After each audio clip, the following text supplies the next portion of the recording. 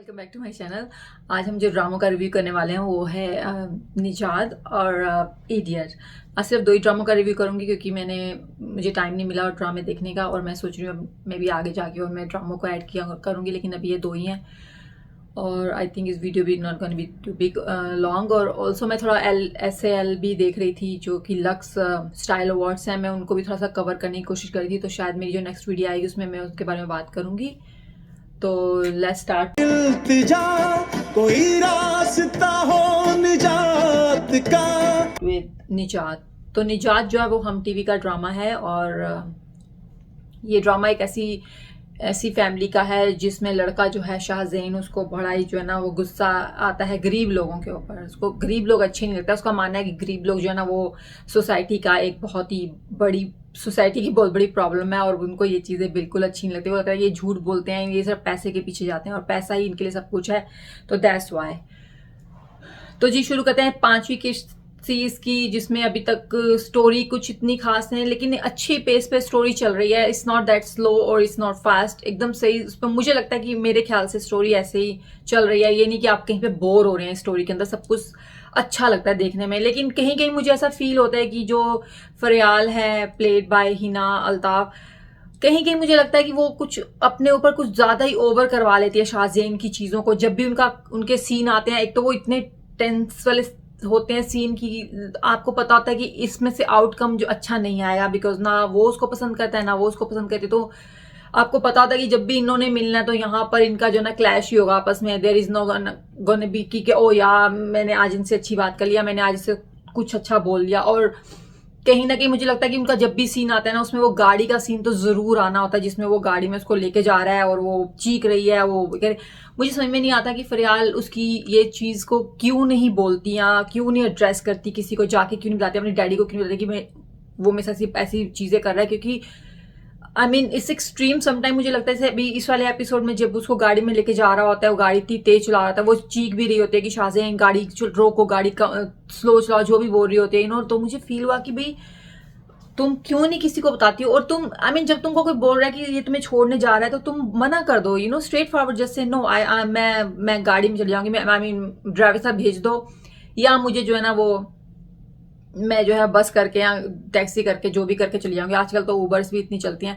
तो मुझे कहीं कहीं लगता है कि ये ओवर कर देते हैं जब इनको शाहज़ैन को और फरियाल को दिखाना होता है, क्योंकि इतना टॉक्सिक इन दोनों का रिलेशनशिप है। कभी भी मुझे कहीं भी अच्छी वाइब्स आई नहीं। लाइक लिटरली जब भी इनका सीन कहीं भी ये एक दूसरे के सामने आते हैं ना, आई जस्ट न्यू कि ओके अब इनकी जो है ना एक्सट्रीम पे जाएंगे ये दोनों। नॉट लाइक कि जस्ट हाँ ये हुआ, थोड़ी सी नोकझोंक होगी, चलो जाने दिया नो, लेकिन नहीं, इट्स जस्ट लाइक या तो पूरा एक्सट्रीम पे जाएंगे या फिर इनका सीन ही नहीं आता आपस में।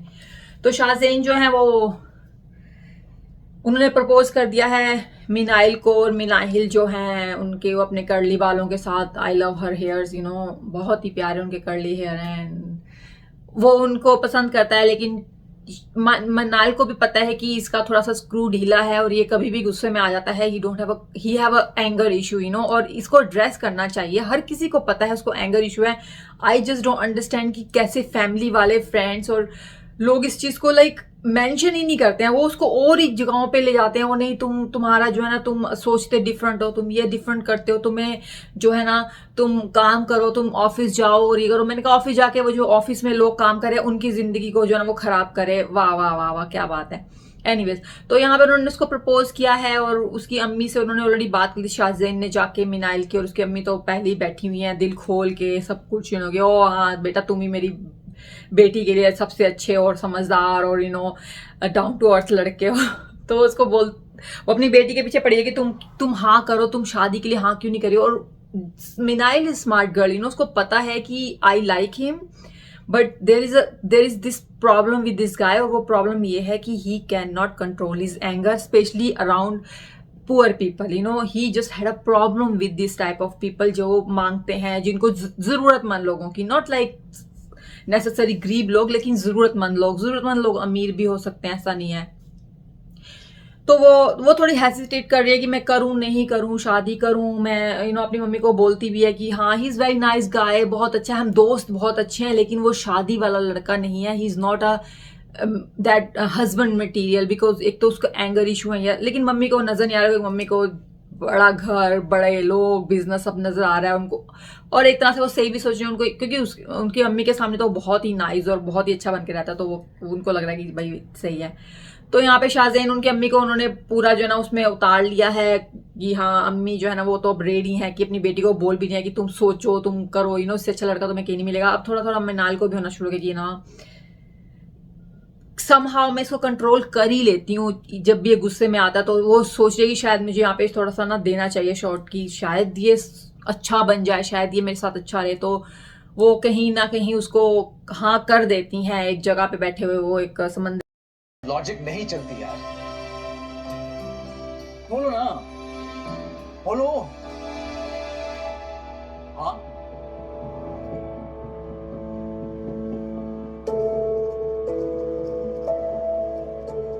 मैं, हाँ के किनारे कोई होटल वगैरह में बैठे हुए हैं, वहां पर वो उसको हाँ कर देती हैं कि हाँ मैं रेडी हूँ तुमसे शादी करने के लिए, जो भी है। तो शहजान बहुत खुश है, like he is so happy, like I think मुझे कहीं कहीं लगता है शहजान जो है ना मिनाइल के साथ बहुत खुश होता है, आप देख के बता सकते हैं ही इज वेरी हैप्पी। हालांकि उसके साथ भी वो गुस्से में आ जाता है, देयर इज टाइम्स जबकि मैंने देखा कि वो बहुत गुस्से में आया, लेकिन he is happy all over. अगर देखा जाए तो जैसे उसको फरियाल को देखते ही जो ना तप चढ़नी शुरू आती है ना, उसको मिनाइल को देख के उसकी वो तप जो है ना वो नीचे जाती है, वो खुश होता है और मिनाइल को कंट्रोल भी अच्छा कर लेती है। मैंने कई जो वहां पे देखा कि मिनाइल को पता है कि मुझे शाहज़ैन को कैसे कंट्रोल करना है, कैसे उसके एंगर को मुझे ना नीचे लेके आना है, वो इसमें बहुत अच्छा कर भी रही है लेकिन फरियाल ऑन द अदर हैंड वो लाइक तेल में और आग आग का काम करती हैं वो उसको और जो है ना वो प्रोवोक करती हैं, वो गुस्से में आता है। लेकिन मुझे लगता है कि कहीं ना फरियाल जो है ना वो बोलती नहीं है ना, उसकी और भी प्रॉब्लम हो जाती है। और यहाँ वो जब बोलती है तो वो इतनी तीखी तीखी बातें बोलती है कि आगे वाला बंदा ऑलरेडी गुस्से में है, उसको और गुस्सा आना ही आना है। तो ये घर में है, अब इनके डैडी उनको बोलते हैं तुम इनको छोड़ के आ जाओ, तो वो चला जाता है वहां पे। उनकी वही मैंने बोला ना, जब ये दोनों आपस में फरियाल और ये आते हैं तो इनकी बस लड़ाई होनी होती है। वही होता है, वो गाड़ी में जाते हैं, वो गाड़ी उसको तेज चलाता है, उसको बोल ही जा रहा था तुम मुझसे ये बोलोगी तुमने मुझे थप्पड़ मारा, बेचारे दोनों कहाँ पे थप्पड़ मारा उसने धक्का ही दिया था उसको।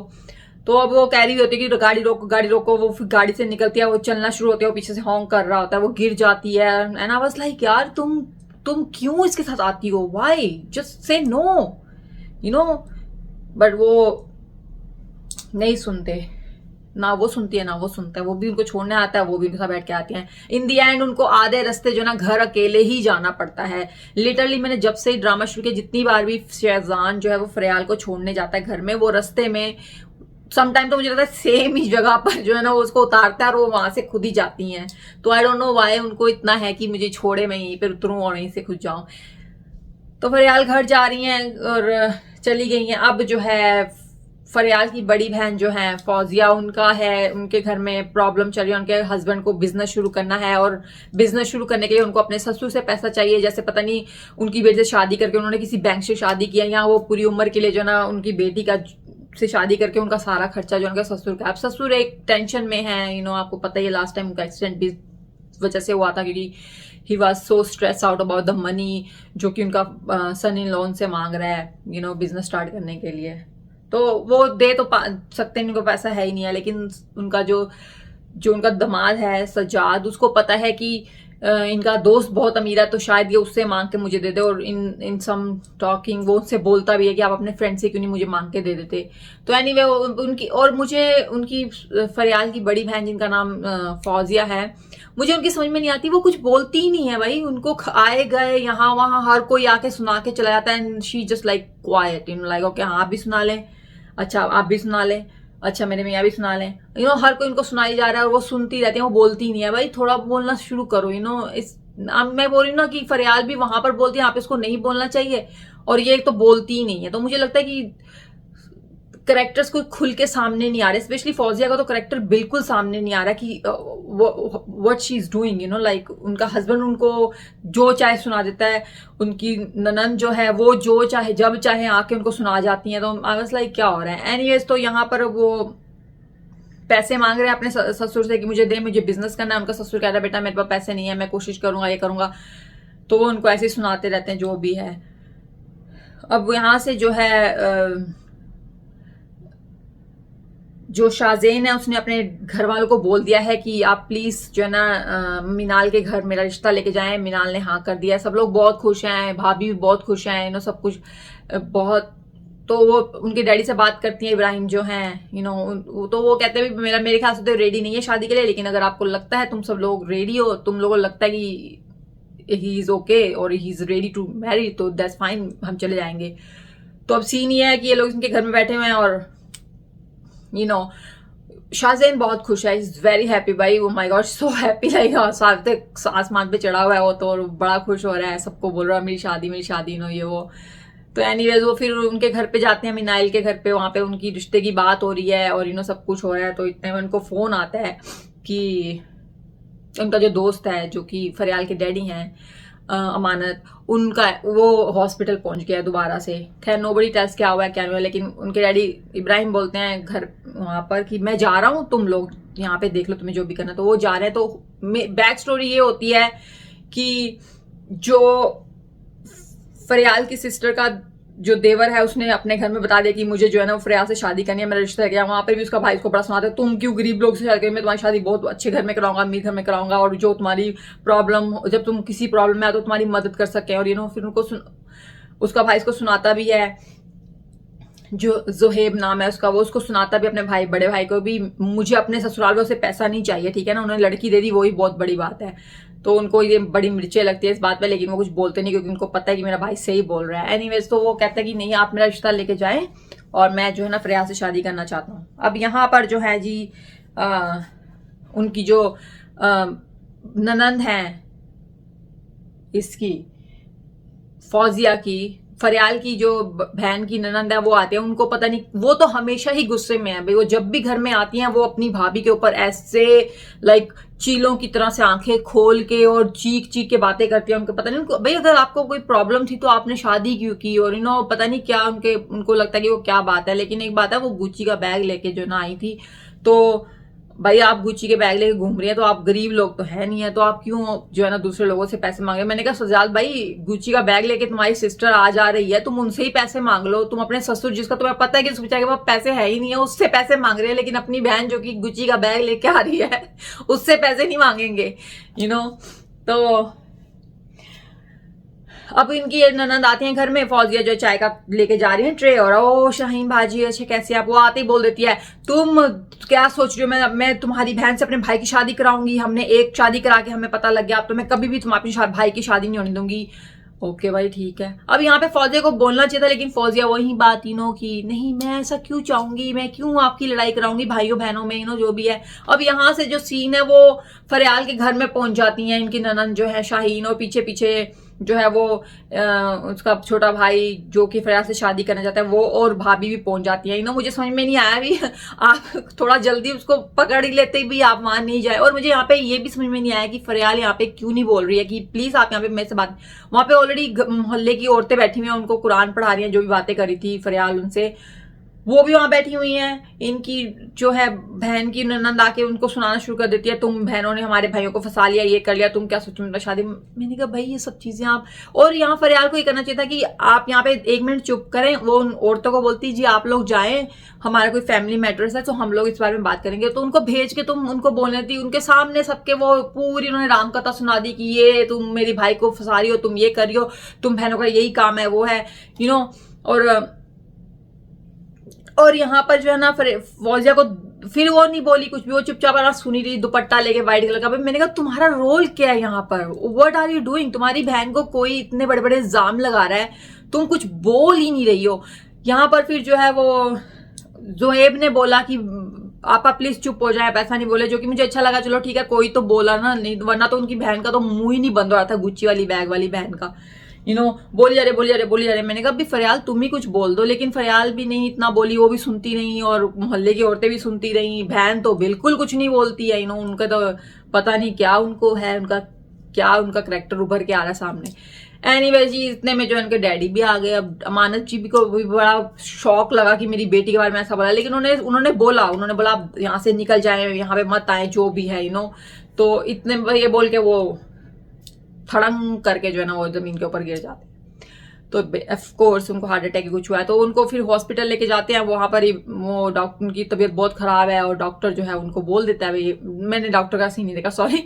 तो वहां से पता लग जाता है कि इनका अब ये अंतिम टाइम आ गया और ये जाने वाले हैं। तो वो अपने दोस्त से जो है ना प्रॉमिस लेता है कि तुम मेरी बेटी फरियाल का ख्याल रखोगे ताकि मैं आराम से जो है ना दुनिया से जा सकूं। तो वो कहता है हाँ हाँ बिल्कुल, ये तो मेरी बेटी है, जो भी है मैं इसका बहुत ध्यान रखूंगा। और इसके बाद जो ना वो अमानत जो है फरियाल की डेथ। तो यहाँ पर बस ये मुझे होता है कि यहाँ पर ही खत्म हो गया है। अब फरियाल जो है उनके फादर की डेथ हो गई, अब फरियाल अकेली रह गई। अकेली तो नहीं, खैर उसकी सिस्टर है जो कि कुछ नहीं बोलती है। तो और मुझे लगता है वो बोलेगी भी नहीं कभी। तो अब यहाँ पर जो है फरियाल टोटली डिपेंड है इब्राहिम जो कि शहजान के फादर हैं, और शहजान जो कि इसका जन्म जन्म जन्म जन्म का जो है ना वो दुश्मन है। I have no idea why, लेकिन मुझे लगता है कि उसको बस फरियाल को देख के ना एक चिढ़ सी चढ़ती है, जिसका पता मैं भी आगे मेरे एपिसोड में लगे। तो ये था नजात का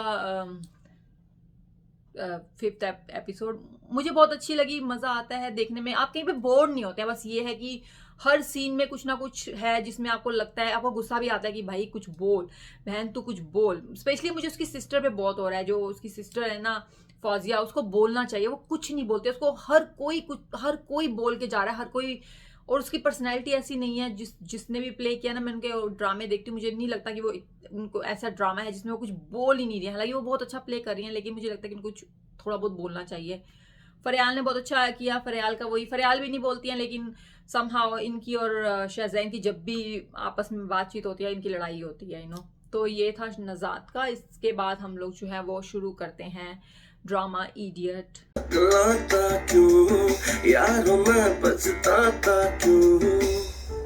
तो अब हम बात करते हैं सीरियल और ड्रामा इडियट की। इडियट जो है वो ग्रीन टीवी एंटरटेनमेंट का जो है वो ड्रामा है और हर फ्राइडे को आता है। आई मीन कुछ खास नहीं हुआ इडियट में। जैसे कि आपने देखा कि रमीन के घर में जो है वो गुड्डू के घर वाले रिश्ता लेके जाते हैं। पहले मैंने बहुत बोला कि भाई आपको पता है आपका बेटा एक स्पेशल टाइप का बच्चा है, जिसको जो कि दुनिया से, लोगों से, हर किसी से डिफरेंट सोचता है। आप उससे बिना जो ना बात किए किसी के घर में उसका रिश्ता लेके नहीं जा सकते, आपको बात करनी चाहिए। खैर ramen was heart broken, and मुझे आज भी जब मैं उसको देख रही थी इन द बिगनिंग, वो उसके घर जाती है गुड्डू के घर में, और गुड्डू उनको इतना लंबा जो है ना लेक्चर देते हैं कि हम लोग दोस्त रह सकते हैं, हमारी शादी होगी ना हम एक पिंजरे में बंद हो जाएंगे, तुम क्यों चाहती हो कि एक पिंजरे से निकल के तुम दूसरे पिंजरे में आना चाहती हो, ये वो।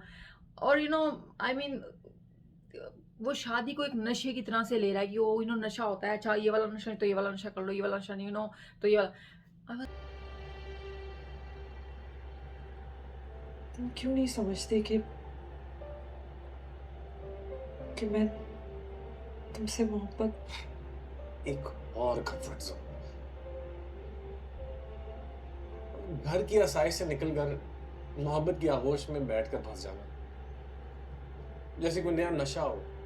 मतलब सिगरेट छोड़नी है तो नस्वार शुरू कर दो, नस्वार से दिल भर जाए तो पान खाना शुरू कर दो। It's like, oh my god, what are you doing, man? Just if you don't interested, just tell her कि मैं नहीं उस तरीके से मैं सोचा था कि तुम सोच रही हो। तो यहाँ पे रमीन, मुझे इतना दुख हो रहा था रमीन को देख के। I was like, oh my god, you deserve better, I mean जिस तरीके से गुड्डू को हम देख रहे हैं, मुझे नहीं लगता कि गुड्डू के साथ कोई भी रह सकता है। और अगर तुम स्टिल सोच रहे हो कि तुम उसको चेंज कर लोगी या वो चेंज हो जाएगा, ऐसा कुछ नहीं होने वाला है। Guddu is very different case, even though मुझे तो यही था कि जब उसको पता लगेगा कि रुकैया जो है वो रामीन है, तो ही गन बी वेरी हैप्पी, और वो उसको he likes her, but I don't know why he is hiding his feeling for Ramin. But anyways, इसमें यही लगा कि उन्होंने इसको इतना बड़ा लेक्चर दिया, तुम पहले क्यों घर से भागी शादी के लिए। मैंने कहा भाई क्यों पुरानी बातें लेके आ रहा है, बेचारी उसकी शक्ल पे लिखा हुआ है कि she loves you, she just want to be with you, and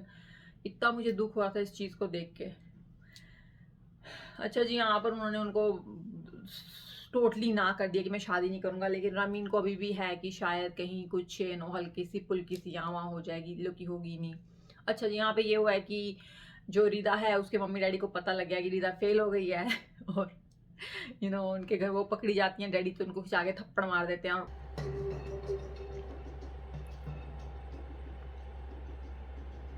क्या बात है बाबा, कुछ हुआ है क्या? सादत नहीं। बीच में मत बोलो तुम। सारा साल पढ़ाई के बावजूद, कोचिंग सेंटर जाने के बावजूद और शाम में सहेली की तरफ जाके पढ़ने के बावजूद भी अगर इसका ये हाल है तो डूब मरना चाहिए इसको। मम्मी के ऊपर गुस्सा निकालते हैं कि तुम घर में बैठी सारा दिन फोन पे बैठी रहती हो, कुछ नहीं करती हो। बेटी जो है ना उसका कुछ नहीं तुम्हें पता क्या कर रही है क्या नहीं कर रही है। पता तो डैडी को भी नहीं कर रही है, उनको सिर्फ ये है कि वो फेल हो गई है, जो कि होना ही था रिदा ने। एनीवे रिदा उनको बता देती है कि मेरी जो है ना वो सगाई हो गया, ये हो गया। और मम्मी जी के तो होश ही उड़ गई। मम्मी जी लाइक है कि मैं हो गया, हाउ तो आई मीन उसकी माँ को भी हम क्या बोल सकते हैं। She don't have control over anything. पर मुझे एक चीज़ ये समझ में नहीं आ रही थी कि जिस तरीके से वो हर किसी को जवाब देती हैं बढ़ बढ़ के। वैसे मैं ना उसकी एक तारीफ ये करूँगी कि अपने हस्बैंड की हर किसी के सामने जो है ना वो तारीफ करती हैं और उसका साथ देती हैं। मैंने कभी भी नहीं देखा कि अपने हस्बैंड के बारे में वो गलत बोलती हूँ। और यहाँ पर भी वो अपनी बेटी के घर कमरे में जाकर उसको डांट रही होती है, कर रही होती है ना, सब कुछ करी। तो रिदा बोल देती है कि हाँ मैं फेल होगी, मैं क्यों पढ़ूँ, मैं नहीं पढ़ सकती, मेरा दिल नहीं करता हो, ये वो जो भी है। वो तो भाई छुपी रुस्तम ही निकली रिदा जो थी। फ़ोन करवा देती हैं, वो दोबारा फ़ोन करती हैं। वो अब जो उनका वो बड़े मियाँ हैं उनको अब वो लड़का दोबारा चाहिए, क्योंकि रबाब जो है, क्योंकि वो तो बात कर नहीं सकते जो भी है। अब वहाँ जाते हैं, रबाब साहब को 1 लाख रुपया वो ऑफ़र करते हैं सिर्फ फ़ोन पे बात करने का। रबाब साहब को उनको थप्पड़ मारना है। भाई समटाइम आप जिस सिचुएशन में जिस स्टेटस पे होते हो ना, आप ये चीज़ें नहीं कर सकते। मुझे समझ में नहीं आया कि उसने किस आउट ऑफ कहाँ ब्लू उसके दिमाग में आया कि मैं इसको थप्पड़ मारूंगा तो मेरा बदला पूरा होगा और मैं फिर बात कर लूंगा। वाई? मैंने कहा भाई तू 1 लाख 2 लाख तू जितना मांगता हो तुझे दे देता, तू पैसे ले ले भाई, तुझे क्या पड़ी है और वही हुआ। उनको थप्पड़ मार दिया, उन्होंने बात करवाई, वो उसको थप्पड़ मार के दोबारा चले गए कि माँ हो जो हो अपनी इज्जत होती है ना। तो मैंने कहा 1 लाख भी गया, बात भी की और तुम्हें मार भी पिट गई। दिमाग तो यूज़ कर लो। सारा दिन जो है ना टायरों का काम कर करके दिमाग भी तुम्हारा टायर ही बन गया है। अब देखिए क्या होता है। I am just waiting for the next time जब इनकी बात होगी तो ये कैसे अब जो ये लड़का है टायर सही करने वाला, बाइक सही करने वाला क्या करेगा। एनीवेज तो ये हो गया। अब जी गुड्डू जी को किडनैप कर लिया गया है एंड उसको इतने ड्रामेटिक सीन, वो घर से निकल रहे हैं और पीछे बाइक वालों का पीछा कर रहा है, फिर दूसरी बाइक वाला सब पीछे कर रहा है, फिर गाड़ी रुकी हुई है रास्ते में। गुड्डू साहब दुनिया से बेखबर। आप कराची जैसे शहर में रह रहे हैं, मेरे ख्याल से कराची में ही रह रहे हैं, और इनको कुछ नहीं पता कि किडनैपिंग भी होती है, स्निचिंग भी होती है, फ़ोन स्निच होता है, सब कुछ होता है। और ये ऐसे आ रहे हैं, पता नहीं कितनी सेफ जगह पर ये गाड़ी चला रहे हैं और इतना लाइक बड़े उससे आप यहाँ पर क्या कर रहे हैं, सब कुछ सही है, खैरियत है। भाई अगर बंदे को पता हो कि किसी जीप वाला बंदा जो देखने से ही लग रहा है कि गुंडा है, वो गाड़ी रास्ते में खड़ी करके खड़ा है ना, आप बाइक से उतरते नहीं, आप बाइक को और आगे ले आते हैं। यहाँ पर हमारे गुड्डू साहब थे, बाइक से उतरे जी, उन्होंने जाकर उनको बोला हाँ जी सब कुछ सही है, कुछ प्रॉब्लम है, ये है। प्रॉब्लम तो होनी थी, वो आपके लिए वेट कर रहे थे। उन्होंने गुड्डू साहब को बिठाया, गाड़ी में ले गया। अच्छा उनके जो उन्होंने कपड़े पहनाया था उसमें से गुड्डू साहब को नजर आ रहा था वो कहाँ जा रहे हैं कहाँ नहीं, सब कुछ। तो वो वहाँ लेके जाते हैं। अच्छा यहाँ पे ना आई मैं उसका नाम भूल गया, जो भी था, कह रहा मेरा नाम ये है, कह रहा अच्छा मैं आपको जानता हूँ, फैसल समथिंग कुछ बोल रहा था वो। तो कह रहा हाँ मैं जानता हूँ आपको, गुड्डू उसको बोलता है। अब जी वो गुड्डू साहब उसको शुरू आते हैं, वो कहता है तू तेरे पास 2 रास्ते हैं, तो ये पैसे ले ले या तो गोली खा ले। अब ऑफकोर्स गुड्डू साहब ने गोली खानी थी। कह रहे हैं अच्छा चल मार, ये अगर तू जिंदा कर सकता है तो जिंदा कर सकता है, पता नहीं क्या। मैंने कहा भाई कहाँ की कहाँ लगा रहे गुड्डू साहब। जब आपके मुंह के ऊपर गन रखी हो ना किसी ने इतनी पास, आप ना फिर ये प्रीचिंग नहीं करते हैं कि ओ अच्छा तू जिंदा कर सकता है, अच्छा बटन लगा और ये मार दे गोली। मैंने कहा वाह वाह वाह। एनीवे पता नहीं एंड टाइम पे इनको किसी का फोन आ जाता है, and he was like oh my God, अच्छा जी बात छोड़ दूं, हाँ ये वो मेरा तो उसने चेहरा देख लिया, ये कर लिया। मैंने कहा यार तुम्हारा चेहरा कोई इतना खास नहीं है, वो देख भी तो क्या कर लेगा। खैर गुड्डू साहब को छोड़ देते हैं, वो कहते हैं भाई आप जाएं, हम क्या कर सकते हैं, मार तो तुम्हें सकते नहीं है। मैंने कहा शुक्र कर तेरी जान बच गई, अगर तूने उसको मारा नहीं होता ना तो वो तुझे बोल के प्रीच कर करके मार देता। तो अब गुड्डू साहब वापस घर आ रहे हैं, सब कुछ हो रहा है। अब घर में आके उनका दिखाया उनके मुंह पे यहाँ पे चोटें, यहाँ पे चोटें ही चोटें। तो इतने मेरे को किसका फ़ोन आता है और वो फ़ोन वाला जो होता है ना, वो आई थिंक वो बड़े बड़े माफिया हैं। ये तो छोटे थे, फैसल साहब जो थे तो छोटे वाले माफिया थे, वो बड़े माफिया। उनकी बड़ी तारीफ करते हैं गुड्डू की, ओ मैंने तुम्हारा देखा, तुम बड़ी अच्छी चीज़ें कर रहे हो, ये कर रहे हो, झूठ बोल रहे होते हैं। That role played by Adnan Raza Mir, उन्होंने प्ले किया है और काफ़ी ड्रामों में अब आजकल वो दिखाई देते हैं, तो उन्होंने ये रोल प्ले किया एंड ही लेस, अभी उनका आगे और रोल होगा। मैंने कहा चलो अच्छा कोई तो नया बंदा आया ना, वरना सेम बंदे देख देख के बोरियत ही हो रही थी। तो ड्रामा अच्छा था, मैं मज़ा ही आ रहा था देखने में। हालांकि मुझे जहाँ पे गुड्डू बोलना शुरू करता है ना, मुझे वहाँ पे उलझन शुरू आती है। फ्लैशबैक तो उन्होंने दिखाना ही होता है, एक ना एक इनकी अर्ली लाइफ के बारे में दिखाते हैं। इस बार इन्होंने दिखाया कि गुड्डू जो है, जो उसके भाई ने उसके लकड़ी मारी होती है आग वाली, तो पुलिस वाला केस होता है, लेकिन वो गुड्डू झूठ बोल देता है कि मैं खेल रहा था, कुछ हो गया। तो उसका डैडी कहता है अपने बड़े बेटे सादत को कि तुम सॉरी बोलो, देखो उसने तुम्हारी जान बचाई, लेकिन सादत तो उसे हेट करता है, लेकिन वो इन दी एंड सॉरी बोल ही देता है, क्योंकि वो क्या करे। तो यहाँ पर ये फ्लैशबैक ये थी इस बार कि वो गुड्डू ने भाई को बचा लिया और जो भी था। अब यहाँ पर जी गुड्डू की मम्मी शगुफ्ता, उनको चैन नहीं है, वो ऑलरेडी इतनी बेइज्जती करवा चुकी हैं, क्यों अभी थोड़ा चैन कर लो, थोड़ी देर रुक जाओ। अभी फ्रेश जो है ना आपकी बेइज्जती हुई है, घर में बिठा के सबके सामने आपने सबकी बेइज्जती करवा दी। एक्चुअली आपकी तो क्या बेइज्जती होनी थी, रमीन को दोबारा बुला रही, रमीन बेटा तुम मेरे घर आ सकते हो, ड्रेस भेज दिया। अब रमीन वहाँ पे सादत से भी मिलती हैं, उससे बात भी करती है, मैं रुकैया हूँ, ये है वो है, लेकिन वो बहुत लाइटली लेती है सब कुछ और चली जाती है अंदर। अब वहाँ पे उनकी मम्मी को फिर शुरू हो गया, बेटा तुम उसको छोड़ना नहीं बेटा, वो बहुत ही ना स्पेशल बच्चा है मेरा, बहुत ही वो है, तुम प्लीज उसका साथ दो, जितना तुम दे सकती हो उसके साथ साथ रहो, उसको कभी मत छोड़ो। हालांकि उसका डैडी बोल भी रहा था, शगुफ्ता थोड़ा तिल्ला हाथ रख, तेन पता तेरा मुंडा किया गया, क्यों तू उस कुड़ी दी बेइज्जती करवाना चाहती है। रामीन को यहाँ पे थोड़ा अक्ल से काम लेना, उसको बोलना चाहिए आंटी हाँ आप सही कह रही हैं, मैं भी उसको लाइक करती हूँ जो भी है, लेकिन अभी मुझे लगता है कि मुझे थोड़ा सा उससे डिस्टेंस रखना चाहिए, क्योंकि मुझे लगता है कि he need space to think and और जो भी है। लेकिन रामीन जी उसमें सोच रही हैं कि कि मुझे थोड़ा समझदारी से काम लेना चाहिए, क्योंकि मुझे नहीं लगता कि गुड्डू ऐसा लड़का है जो कि इन चीज़ों में पड़ता है और he can be committed to anything. That's my personal thinking, मुझे नहीं पता कि आगे क्या आने वाला, लेकिन अब मुझे लगता है कि रामीन को यहाँ पे थोड़ा बोलना चाहिए था कि मैं नहीं कर सकती, लेकिन चलें ठीक है, I keep I on him, but मैं ऐसा नहीं कि उसके साथ रहूंगी ताकि वो अपना माइंड चेंज करे। लेकिन यहाँ पे अम्मा जी को अभी बेइज्जती पूरी नहीं हुई है उनकी, उनको भी और करवानी है, या अपनी भी करवानी है, दूसरों की भी करवानी है, और यहाँ पर वो यही करेंगी। चलिए बस यही हुआ, ड्रामा अच्छा था। इस एपिसोड में काफ़ी चीज़ें हैपनिंग हुई, सब देखने को मिला, हर तरह का। तो अब प्रोमो में नेक्स्ट उसमें जो है एपिसोड में दिखाया जा रहा है कि जो हमारे माफिया डैडी हैं, बड़े वाले माफिया, वो किसी को मारने की बोल रहे हैं। मुझे लग रहा है शायद वो इसको ही मारने को बोल रहे हैं, लेकिन चलें देखते क्या होता है।